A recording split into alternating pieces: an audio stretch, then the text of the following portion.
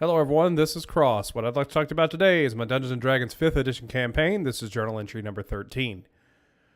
We are beginning this session in the inn, in the room that is styled in a Japanese style manner. What we're trying to do is give the characters opportunity to kind of wrap up some things in a safe environment, get them all at the table, interact with these other NPCs that we introduced, Michiko and Hannah, kind of show a little bit about their culture, and kind of have another little, if you will, the fireside chat to kind of get things rolling along, have them discuss the guild and everything. Basically just kind of give them a little bit of breathing room. When we got out of the hall, when we got out of these scenes, we got out to the hall and this character appeared again. Many of the players know he's Merrick's, the god of magic. And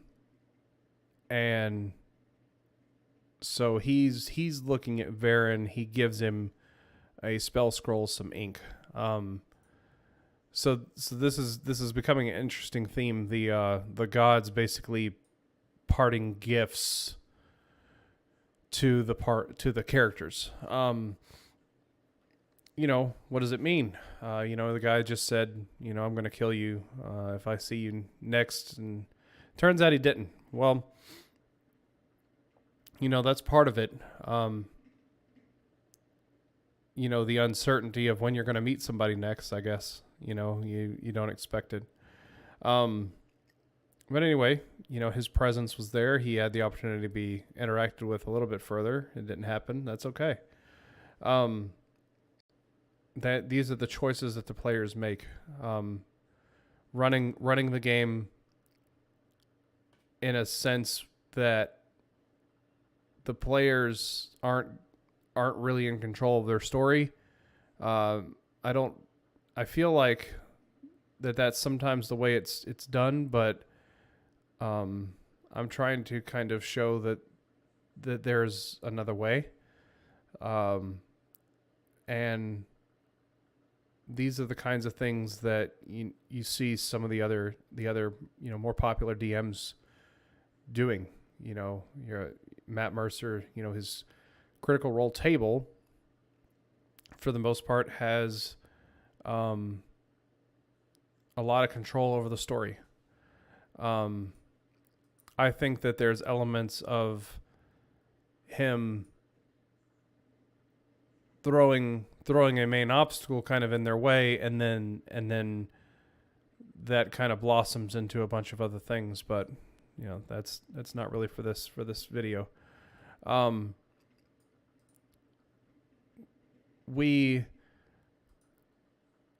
go down and try and figure out what happened to Daniel. Clara takes an opportunity to talk with the bartender and try and figure that out. Now, ultimately, what happened to Daniel is what I needed to have happen. He missed that session that she's referring to, the session where they found him poisoned. He missed the session, and I created a story in which I didn't have to fill in the player what happened, because the player didn't reach out to me and say, hey, I want to try to make up a little time, or I wanted to try to do this with my character. It was game time. I hadn't talked to him, so I came up with something. So understanding that I came up with the story on the spot, but then that story is also canon. From the world's perspective, this is something that was in motion all along. This type of act, trying to make it look like he was drunk when in fact he wasn't. So they acquired a little bit of information about that from this guy. And that's the thing, when the players take the opportunity to try and investigate something, give them a few different avenues to try and figure out what happened. The bartender is a clear person that would know what he saw. Think about the story that you set up and how it would be from his perspective. How would it be from, the patron's perspective? And kind of go ahead and build that scene, prepare for it, because you never know who the players are going to ask about it. In moving on to the formation of the guild, basically returning to Rosaline, it was important to me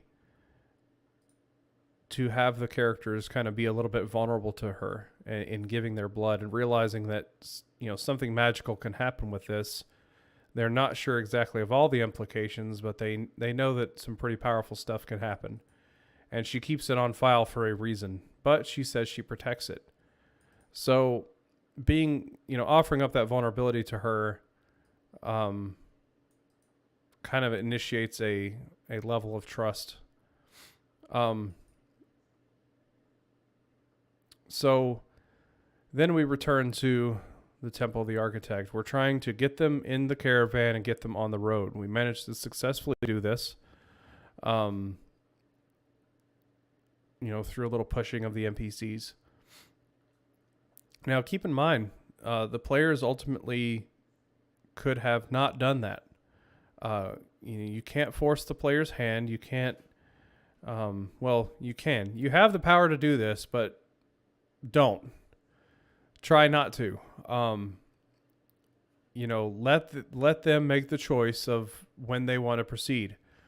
Now, the NPCs can react to that choice.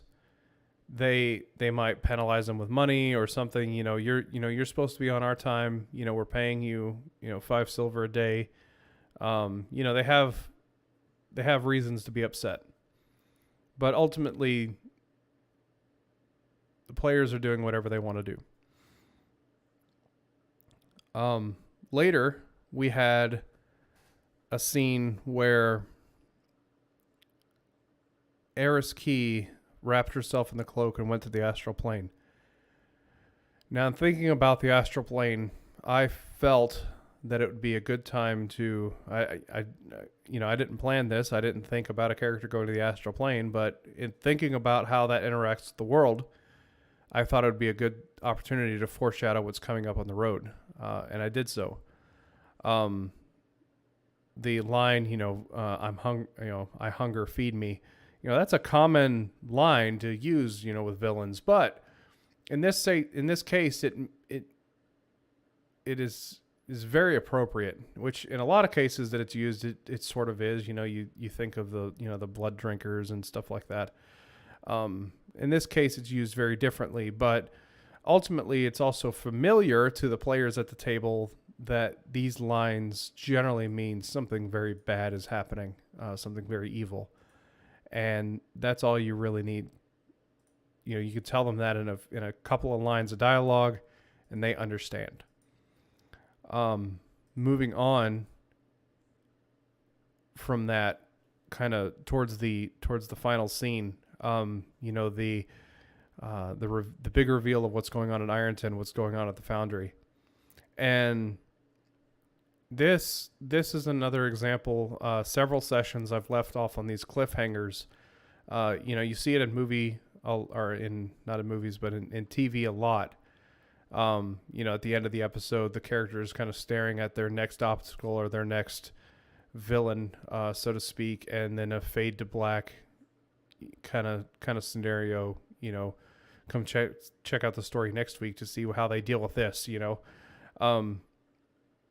That's a good way of keeping your players talking about the session throughout the week. And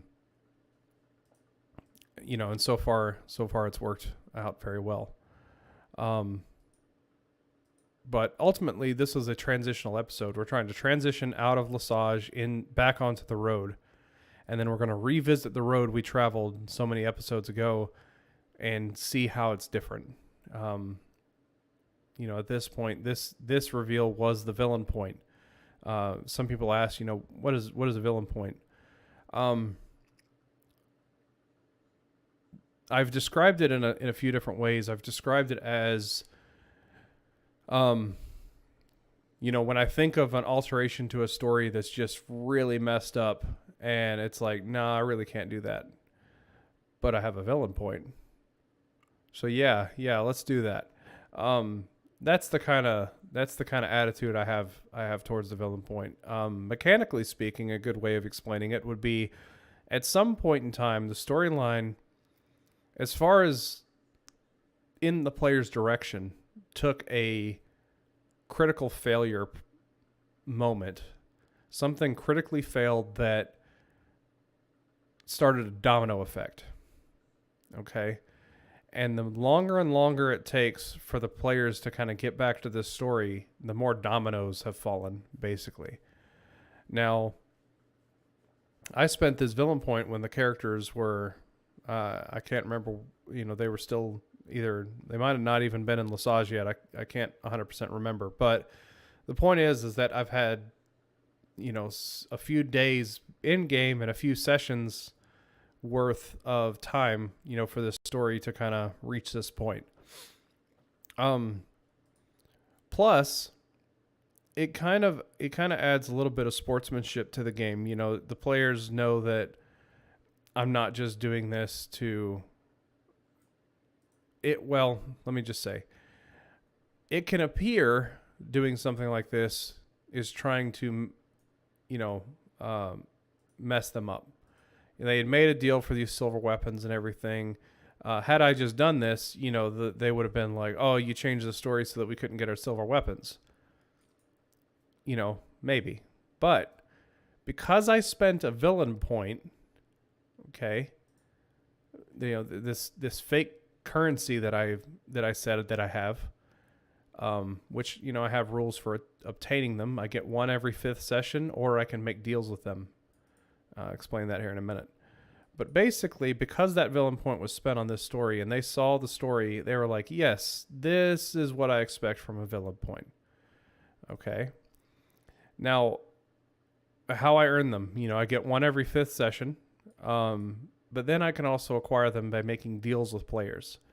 So, for instance, Melindra wanted to change her cantrip, normally not allowed by the rules.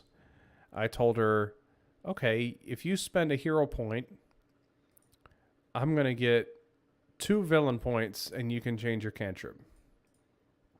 Well, she didn't want to go for that. I said, okay, if somebody else spends a hero point and you spend a hero point, I get 1 villain point instead, and you get to change your cantrip. And I think it was Varen that spent his hero point in conjunction with Melindra. 2 hero points spent, and I got a villain point, and she got to change her cantrip. So that was an interesting interaction, because that decision cost them this scene, basically. It basically allowed me to alter one more thing in the story. I still have 1 left. I've spent 2. I still have 1 left because of that interaction. But sometimes as a DM, you either want to say yes to everything, you want to say no to things, like you're trying not to give in, you're trying not to just let them, suffer no consequences for making these, man, I really want to change my cantrip, or I want to, I picked this spell, but I really want this spell. Talking about like wizard spell choices or something, that sort of system kind of makes them still focus. Okay, I need to make sure I pick correctly, because otherwise if I mess up, I have this option for respecking, so to speak, but he's going to get these villain points and they do really bad things to the story and, against us, making things a lot harder on us than they need to be. So there's that.